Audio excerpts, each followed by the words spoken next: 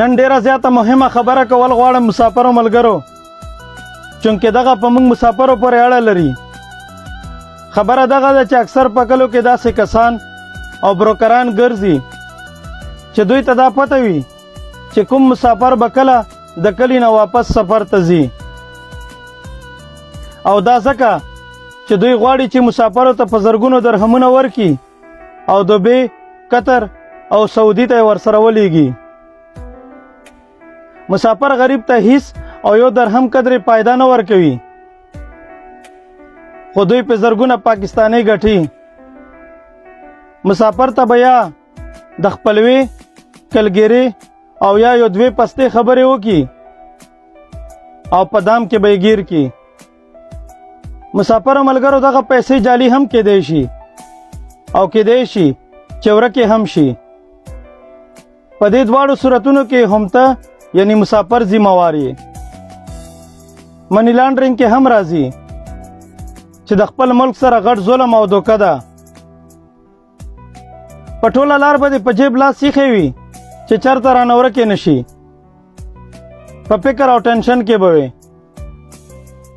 بیا چې دوبۍ ته راوړې دلته به پسې د جیبه پیسې لګوي، پسې ګرځې به او ټیلیفون به کوي. ستا به د کلي نه د راتلو له وجې غم سیوا شوی وي، دا پې د پاسه بل غم. نو مسافرو ملګرو په دې کې تاسو ته فایده څه میلاویږي چې هسې مو دومره ټینشن ځان ته جوړ کړی دی. ښه خبره دغه ده چې صفا او چوټ انکار دې خلکو ته وکړئ چې نه یې وړم، او یا به د زرو درهمو په سر زر پاکستاني راکوي. نو بیا تاسو تماشه کوئ چې چرته به تختی. دا ټول د مطلب او غرض ملګري دي. هسې غم ځان ته مه زیاتوئ. لکه څنګه چې دوی په پیسو درکولو نه شرمېږي، داسې ورته تاسو پناه کولو مه شرمېږئ. زړه او مازغه به ته خورې او ګټه او پیدا به بل ترلاسه کوي.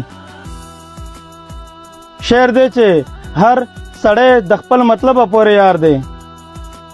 هر سړی د خپل مطلبه پورې یار دی، ما د خدای دپاره یار لیدلی نه دی.